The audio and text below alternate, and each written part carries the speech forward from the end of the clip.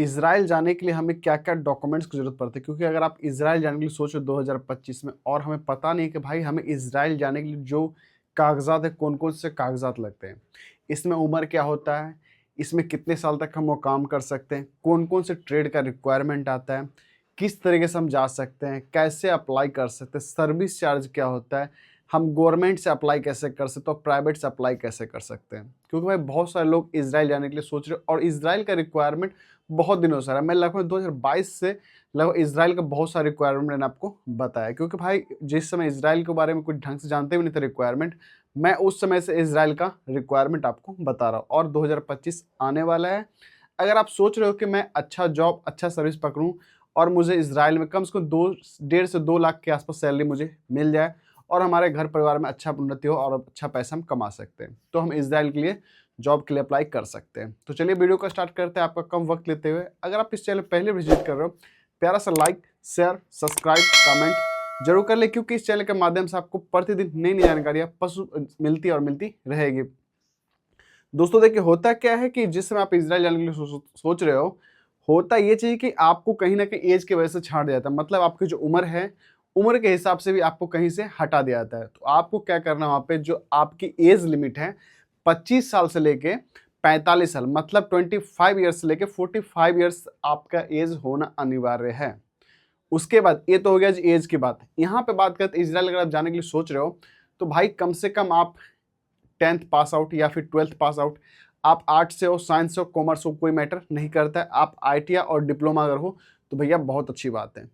वहाँ पे आपको जो बोला जाता है इज़राइल में, जो यहाँ पे इंटरव्यू आपको होता है, अब पहले होता था मौखिक इंटरव्यू, मतलब face to face client interview होता था। अब क्या है, face to face client interview के साथ साथ अब जो आपको वर्बल टेस्ट होता है ना, मतलब जो लैंग्वेज के हिसाब से, मतलब आपको कोई टूल्स, आप जो काम कर रहे हो, जिस फील्ड में आप काम कर रहे हो, उस काम के बारे में, जो ब्लॉक को क्या बोलते हैं, ईंट को क्या बोलते हैं, ब्लॉक को क्या बोलते हैं, सीमेंट को क्या बोलते हैं, बालू को क्या बोलते हैं, उसको क्या क्या नाम लिया जाता है, सारे जो चीज़ है आपको नाम मालूम होने चाहिए। और जो आप बात करोगे क्लाइंट से, वो आप इंग्लिश में बात करोगे, मतलब टूटा फूटा भी इंग्लिश आप बता सकते हो। वहाँ पे कोई टूल्स है, हो गया आपके पास, प्लायर हो गया, कटिंग प्लायर हो गया, या आपके फाइल हो गया, चाहे आपके पास जो भी डॉक्यूमेंट्स है, या फिर आपके पास जिस टूल्स में आप काम करो, टूल्स का पूरा आपको इन्फॉर्मेशन आपके साथ होना अनिवार्य है। आप जो काम कर रहे हो उस काम का पूरा नॉलेज आपके पास, और साथ ही साथ आपको टूल्स का नाम भी मालूम होना चाहिए। अगर आप इलेक्ट्रिशियन हो तो भाई जो एसी है,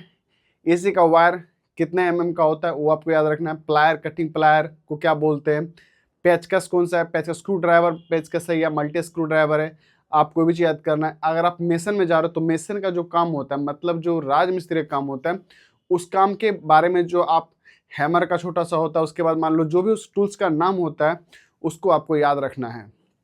उसका रिक्वायरमेंट बात कर लेते हैं हम। यहाँ पे जो भी हेल्पर में जाना चाहते हो, हेल्पर का भी रिक्वायरमेंट आता, लेकिन कंडीशन क्या है कि अगर आप हेल्पर में जाने के लिए सोच रहे हो तो उसके लिए भाई आप गल्फ रिटर्नर कैंडिडेट ही चाहिए।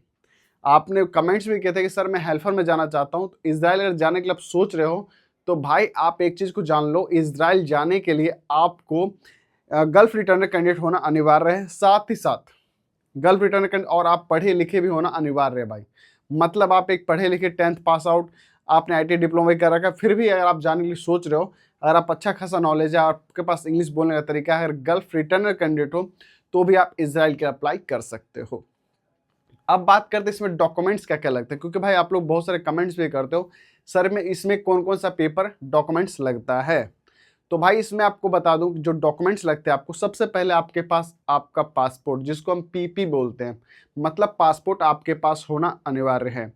पासपोर्ट अगर गल्फ रिटर्न कैंडिडेट अगर आप हैं तो उसमें कम से कम 3 साल की वैलिडिटी बची होनी चाहिए, क्योंकि भाई 7 साल अगर आपने विदेश में रहे हो तो 3 साल कम से कम आपके पास वैलिडिटी बचा होना चाहिए। एज पर्सन आप विदेश 1-2 बार भी गए हो तो मैक्सिमम आपके पास 3 साल का उसमें पासपोर्ट का यानी कि वैलिडिटी बचा होना चाहिए।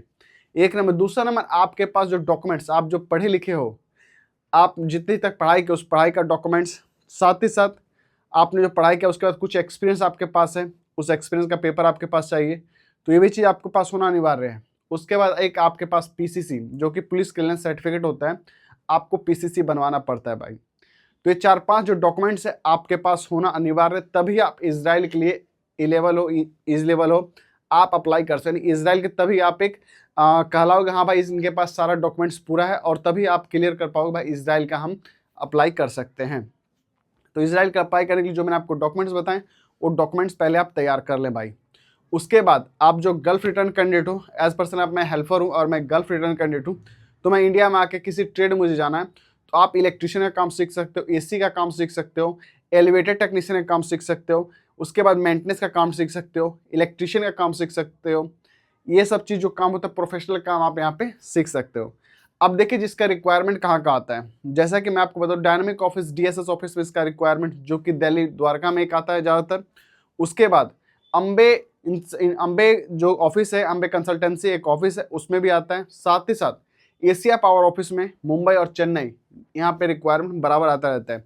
मुंबई, चेन्नई, गुजरात जो और दिल्ली, इन सब जगहों में एशिया पावर ऑफिस जो है यहाँ प्राइवेट सेक्टर से काम करवाती है, यहाँ पे रिक्वायरमेंट आता रहता है। जैसा कि मैंने कुछ दिन पहले भी अपडेट किया था रिक्वायरमेंट, तो भाई इजराइल के लिए अप्लाई कर सकते हो आप लोग। अब बात करते हैं जो गवर्नमेंट की, तो गवर्नमेंट एनएसडीसी में जो रिक्वायरमेंट आता है वहाँ पे उनके लिए प्रॉपर, जैसे कि यूपी में अपना हो गया आईटीआई मैदान में यूपी में, वहाँ पे इंटरव्यू चलता रहता है, तो वहाँ पे एक बार जाकर प्रॉपर विजिट कर सकते हो, वहाँ पे जाके देख सकते हो इंटरव्यू चल रहा है कि नहीं चल रहा है। लेकिन अभी इंटरव्यू नहीं चल रहा है, और हरियाणा में इसका इंटरव्यू चलता है।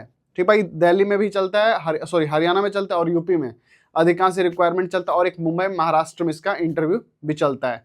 यानी कि 3 जगह गवर्नमेंट अप्रूवल में आपको यहाँ पे इंटरव्यू होता है। अगर मैं इनके सर्विस चार्ज की बात करूँ तो approx on an average 1 lakh रुपए सब, यानी कि जो गवर्नमेंट सेक्टर से आ रहे हो आप, तो अप्रॉक्स आपको 1 लाख रुपए समथिंग खर्चा होता है। अगर आप प्राइवेट सेक्टर से जा रहे हो तो भाई 3 लाख से ऊपर आप मान के चलो आपका टोटल खर्चा यहाँ पे आएगा।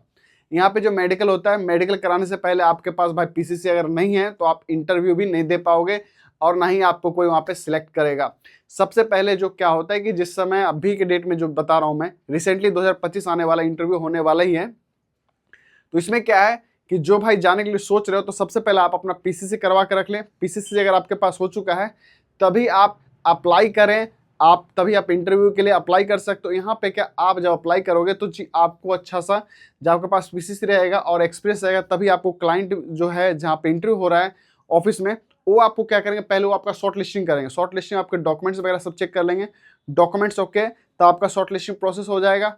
उसके बाद जब क्लाइंट आएंगे तब आपका इंटरव्यू होगा। ठीक, तो जो पुरानी ऑफिस है, जो जेन्युइन ऑफिस है, वही ये सिर्फ काम कर रही है। ठीक भाई, क्योंकि जो ऑफिस पुरानी है उन्हीं के पास इतना परमिशन मिलता है, और कोई ऑफिस ऐसा नहीं करती है। और मैं आपको बता दूं इजराइल के नाम पे चलते थे कि भाई इजराइल में जो है कभी भी सीवी सिलेक्शन नहीं आ रहा है। अगर आपको कोई बोल रहा है इजराइल का सीवी सिलेक्शन आ रहा है, तो आप इस चीज़ पे बिल्कुल बिलीव ना करें भाई, क्योंकि इजराइल का जो भी इंटरव्यू होता है फेस टू फेस का इंटरव्यू होता है, और अगर ये सीवी सिलेक्शन होता भी है तो उस ऑफिस में होता है जो ऑफिस पुरानी ऑफिस है, जो ऑफिस इजराइल का इंटरव्यू करवा चुकी है, जो ऑफिस इजराइल भेज चुके हैं आदमी को, उस ऑफिस में ये चीज़ होता है सीवी सिलेक्शन। बट अभी तक ऐसा कुछ भी नहीं हुआ है। तो भाई जिस ट्रेड में आप हो, हेल्पर हो, मेसन हो, कारपेंटर हो, जिप्सन कारपेंटर हो, वॉल पेंटर हो, या फिर आप बिल्डिंग इलेक्ट्रिशियन में फोरमैन हो, जिप्सन कारपेंटर हो, किसी भी फील्ड में हो, अगर आप इजराइल जाने के लिए सोचो तो 2025 में सारा डॉक्यूमेंट्स आप अपने पास रख लें, और बहुत जल्द आपके लिए रिक्वायरमेंट आएगा। मैं रिक्वायरमेंट अपडेट आपको कर दूंगा। तो दोस्तों वीडियो पसंद है तो please like share subscribe comment जरूर कर लें। मिलते हैं नेक्स्ट। जय हिंद, वंदे मातरम, राधे राधे जी।